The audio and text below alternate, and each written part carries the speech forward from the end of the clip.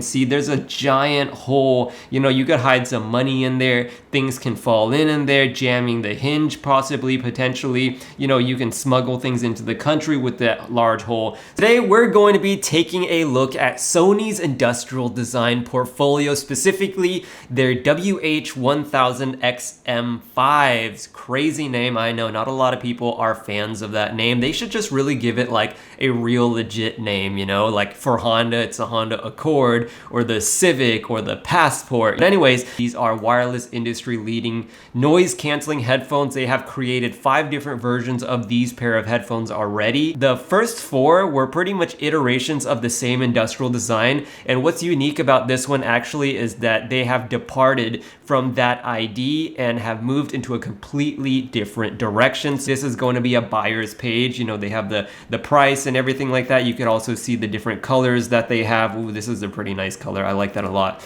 But this is the portfolio, you know, and I think we can take a lot from this. And so let's go ahead and scroll through it. We do have some studio shot renders right here. I'm gonna go through it and show you guys towards more later into the video. So immediately we see a user lifestyle shot right away. It's a photograph of a user outdoors. Look like he is enjoying his time, smile on his face, very soothed, eyes closed. These are always really great shots to show into your portfolio, are these lifestyle shots with the user actually using it. If you don't actually have a real prototype of the thing that you have designed, you can try to fake it in using renders, but it's too low resolution. You know, if we take a look and we zoom in here, everything looks just very blurred out. I don't really enjoy seeing this blurry image. You know, it indirectly tells, I think, the viewers it's low quality image.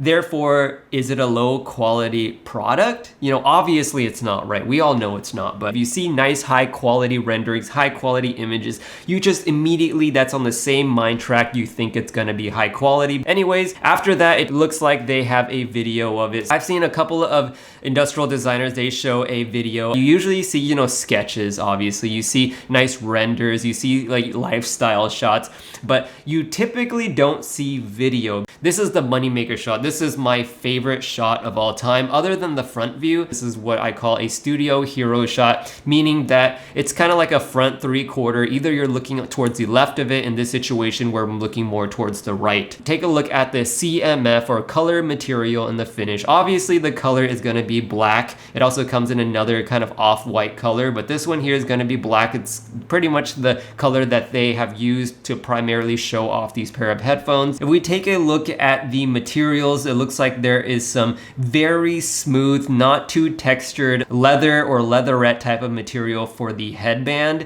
And then same with the ear cup. It looks like some injection molded plastic with some leatherette, very smooth leatherette, where you almost can't really see, you know, the deep cuts in the grain. It goes along with the whole aesthetic, very sleek, very minimal, putting the actual Sony logo vertically on the cylindrical shape. The cylindrical shape, what I've noticed, that seems to be the trend. Bose QC700, I believe is the name, where this part of the headphone is called the yoke, the part that connects the headband to the ear cup itself. A lot of companies lately have been coming out with this cylindrical shape. Sony has chosen to decide to do that with their newest pair of headphones. There are some limitations to that too, so we'll get to that. More videos, I don't want to play it for you guys, but links should be all down below for you guys to go ahead and check it out. It looks like they are continuing with this lifestyle shot. Same guys from what we see earlier. Now he's more of traveling through a subway. It looks like she's at home enjoying her time. Somebody that's at work, maybe talking, having some sort of a conversation,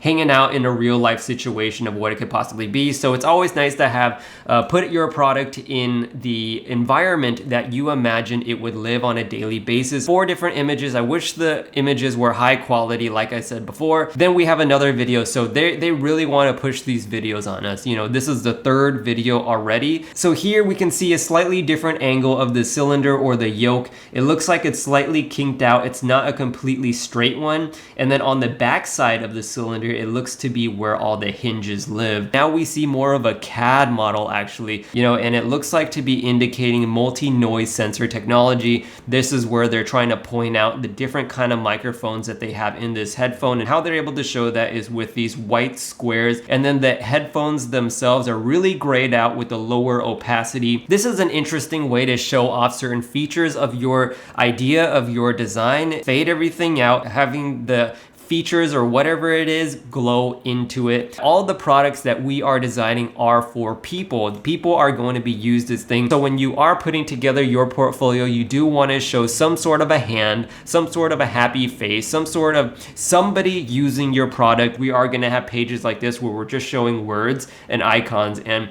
Sony has done it okay. I would like to see these just higher quality and a lot smaller from each other, more space all around it. It's more of a graphic design thing. I like this shot here. It really shows off the headphones really well, and now this is actually showing more of the white color. Earlier, what I was talking about with the cylindrical shape is that even though that is the trend nowadays, the new Apple Max headphones, they do have that cylindrical shape as well with the ball joint at the end. So Sony's decided to do that as well, but the limitation to that is that now you can't really have the headphones hinge inwards. So before, with the older designs, they were able to hinge inwards, creating a smaller compact package. But in this case, I guess they decided to drop it and they didn't want to continue it, and so they ended up just having it swivel, which could be a pro or a con. This image is so small though, I'd really like to see it bigger, or at least in really high quality. They do have that gold touch with the Sony logo, and then they carried that over with the case. So for the zipper part of the case, they also made that gold as well. Little tiny touch there, very inline, very congruent type of a design. We have the front hero shot, that money maker shot. This one's actually going to be slightly different than the one that we saw earlier.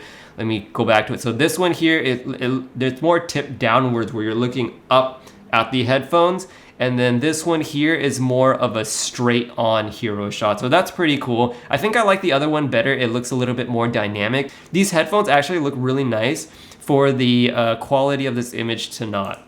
So if we take a look at the headphones themselves, on a side view here, we can see sort of that stadium shape that they have decided to go back to. Before, Sony actually had this shape and then they kind of reverted away from it, but now it looks like they're going back to it. And this shape here, even though it's a stadium shape, meaning that, you know, if you take a look at a stadium like a track and field track where the ends are round and then the sides are completely straight. But I think what makes this headphone very organic and not so stiff is that the way that they did this stadium shape here, the sides of it are actually pretty curved, you know. Usually with stadium shapes, they're more completely straight, but Sony has added that little slight touch, that little slight curve to make it feel a lot more organic and less stiff. And as far as the form goes, it's a very simple shape. So it's essentially the two profiles of the stadium shapes and it's lofted both together, creating this very simple form here. Not too many things going on. We see a vent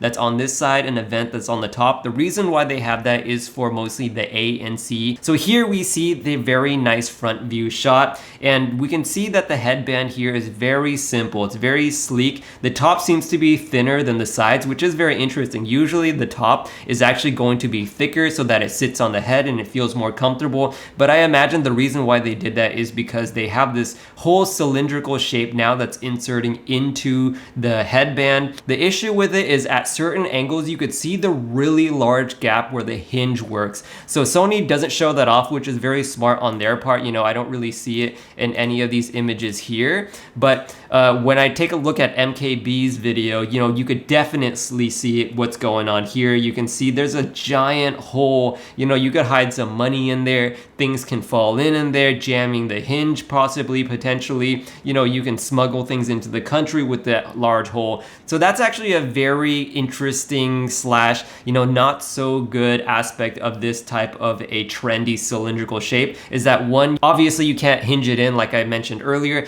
but then you could see this giant hole, this giant gap where the hinge works and allowing the ear cup to rotate on that pivot point. And so it's a really large hole, a little bit too big, too large for my taste, but you know, some angles you don't really see it. Maybe it's not a big deal. I haven't played around with these headphones in real life yet, but so now we can see here some more studio shots of the headphones swiveling flat here, and it looks pretty nice. We can see the logo. I really like how they did, you know, this logo here. It's very tasteful, very small. It adds that splash of color, which is really nice, you know, on top of this landscape of a black background that it is. We do see this stadium shape carried through throughout the design of the headphones, which is a cool thing to see. And now we see a close-up shot of the ear cup themselves and the NC/AMB button. You know, it's the stadium shape as well. So they're carrying that shape over, being very consistent. We can see the parting line that runs down here throughout the buttons. Now we actually get to see the case of it closed. The type of material that they use, it looks more like this kind of textured, kind of felty material with a parting line that